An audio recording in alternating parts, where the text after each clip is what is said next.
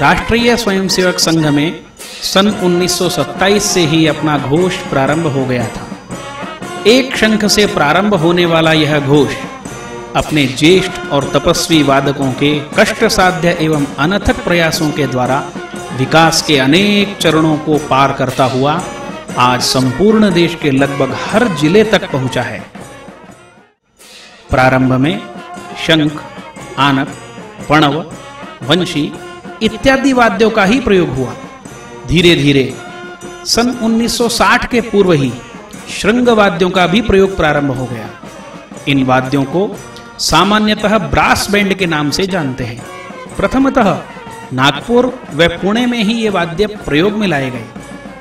इनमें तूर्य, प्रतूर्य, प्रतान प्रतूर्य, गोमुख, पौंड्र, विषाण, महाशंख, स्वरद, नागांग, वेणु इत्यादि वाद्यों का समावेश हुआ। क्रमशः देश के अन्यान्य भागों में भी न्यूनाधिक इनका वादन होने लगा, जिनमें कोलकाता, दिल्ली, गुवाहाटी, बेंगलुरु, मंगलुरु, आगरा, मथुरा, अकोला इत्यादि स्थानों के नाम आते हैं।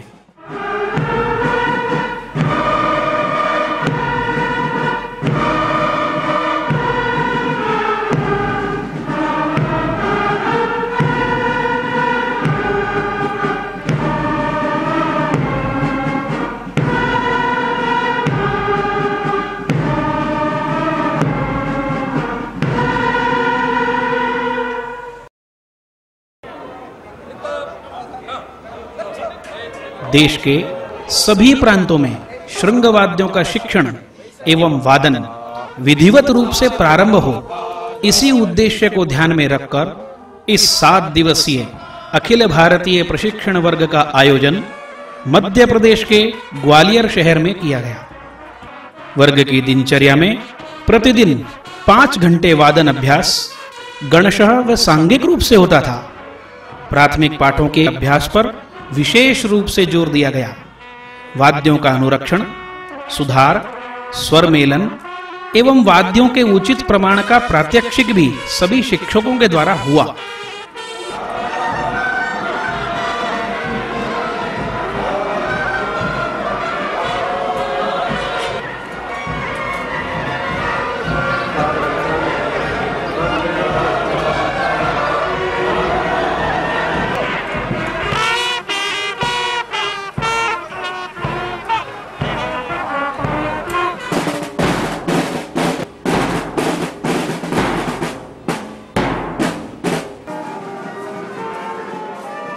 वर्ग में ऐसे ज्येष्ठ वादक जिन्हें घोष साधना में 50 से भी अधिक वर्ष हो गए। वाद्यों का अनुरक्षण, सुधार, स्वर मेलन एवं वाद्यों के उचित प्रमाण का प्रात्यक्षिक भी सभी शिक्षकों के द्वारा हुआ। उत्तम संचलन की दृष्टि से गण समता व वाद्य समता का अभ्यास।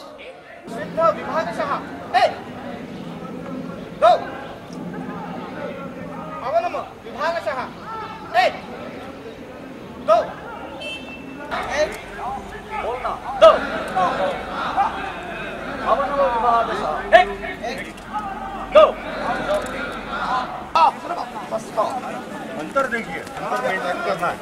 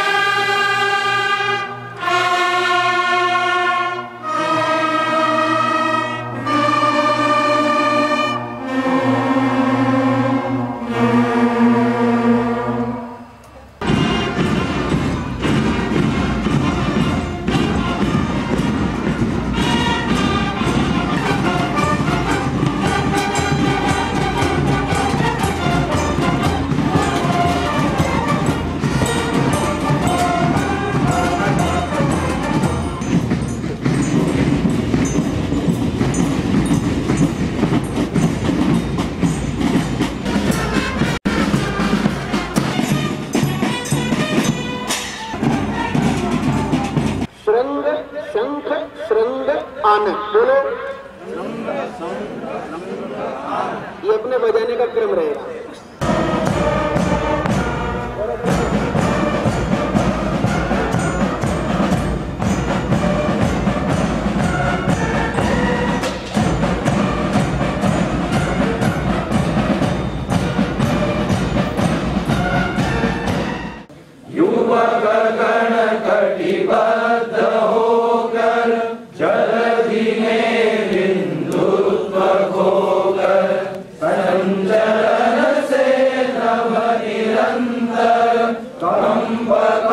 वर्ग में माननीय सरकारेवा श्री मोहन राव भागवत जी का एक दिन का सानिध्य मिला।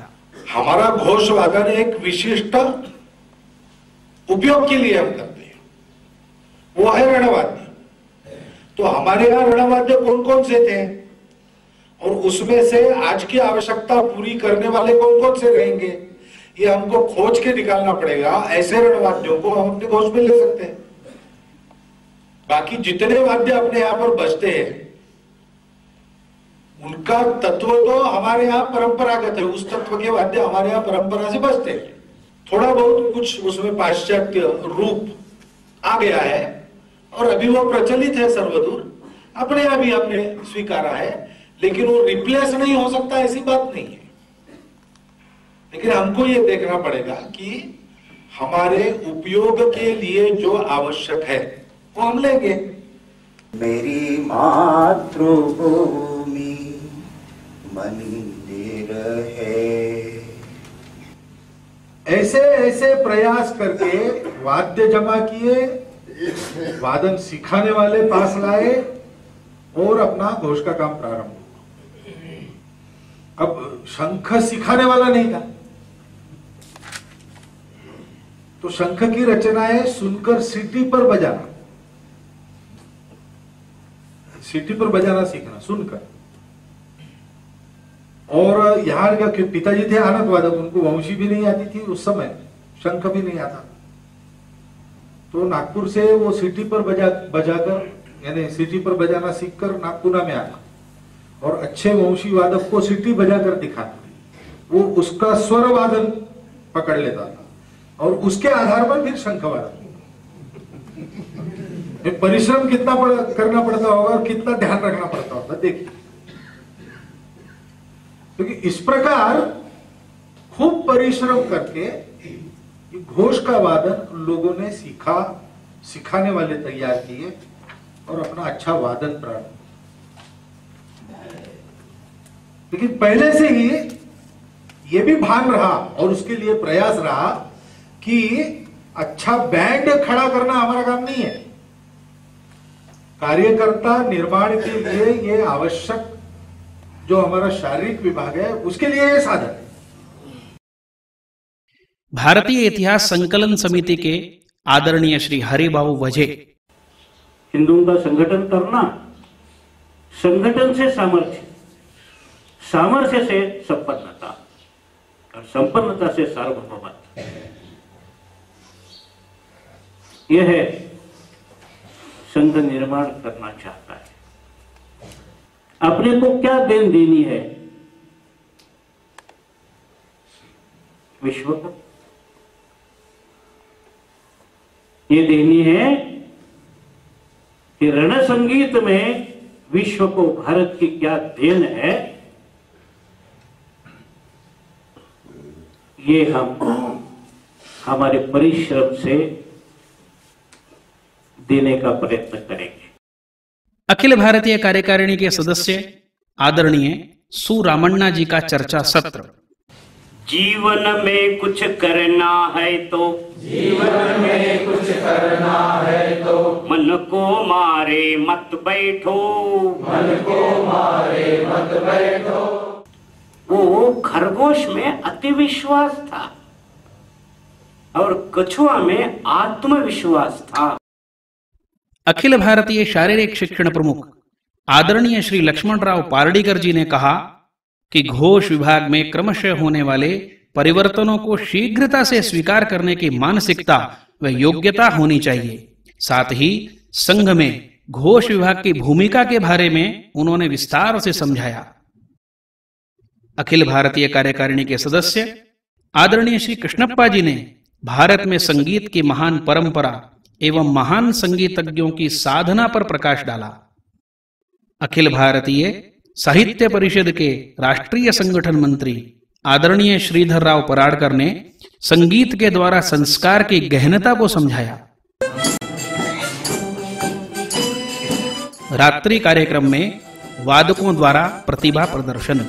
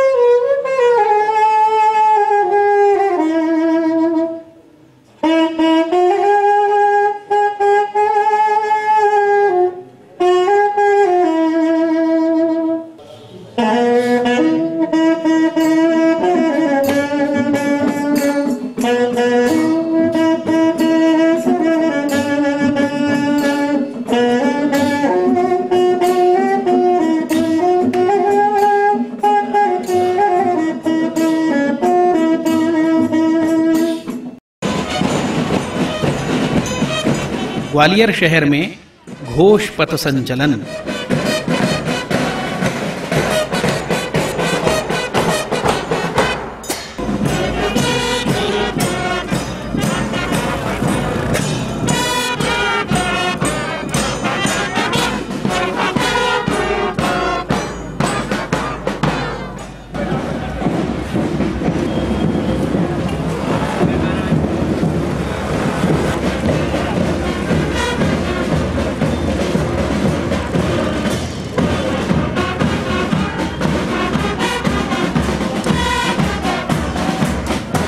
ग्वालियर शहर के नागरिकों ने संचलन का भरपूर स्वागत किया।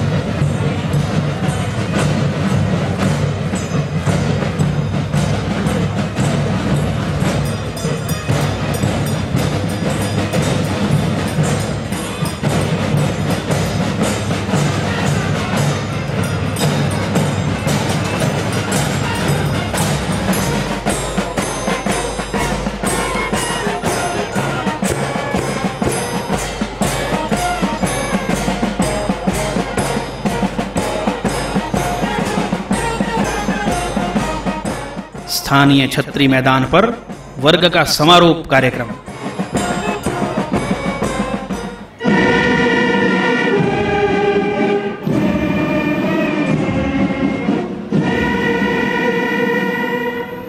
प्रणाम। 1 2 3।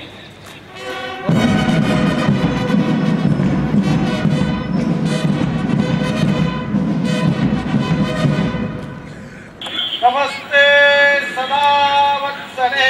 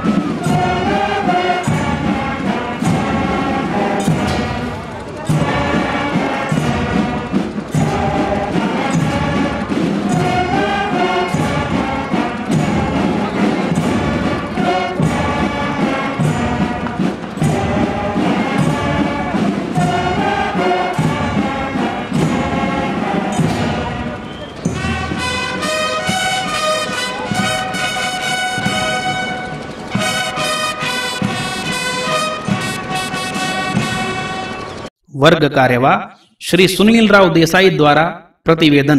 संघ के रूप से तो 38 प्रांत है, उस प्रांतों में से 34 प्रांतों का प्रतिनिधित्व यहाँ हुआ है। ग्वालियर शहर के स्थानीय उद्योगपति श्री दीपक सचेती द्वारा अध्यक्षीय उद्बोधन।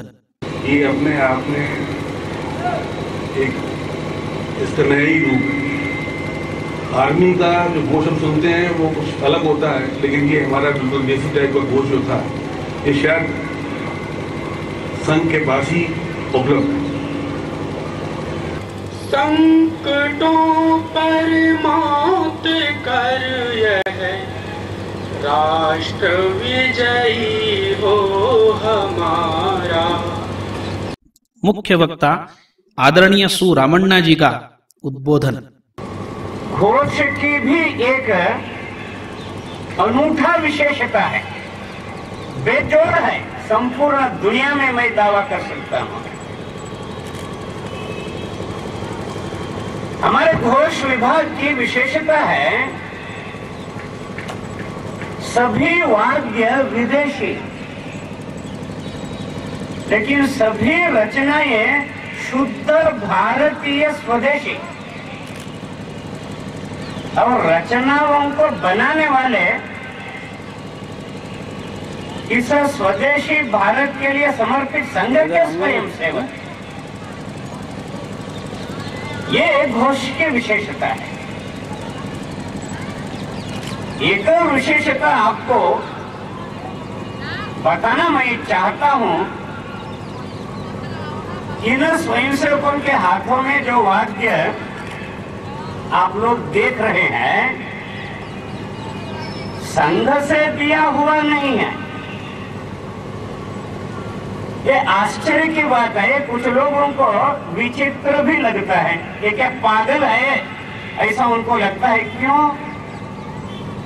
2-2, 2,500, 3,000 रुपए अपने जेब से खर्चा करके इस वाद्य को इन्होंने खरीदा है और वाद्य का उपयोग कर रहे हैं, अभ्यास कर रहे हैं, नई नई रचनाएं सीख रहे हैं।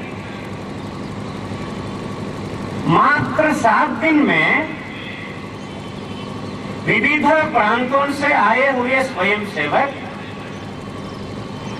विविध ढंग से यहाँ अपना अपना वाद्य नहीं बजाया, विविधता में एक सुंदर एकात्मता को आप लोगों के सामने प्रस्तुत किया है। देश के 38 में से 34 प्रांतों से आए 306 वादकों में 110 तूर्य, 80 स्वरद, 81 नागांग, 14 गोमुख व शेष आनक व ताल वादक इसमें सहभागी रहे।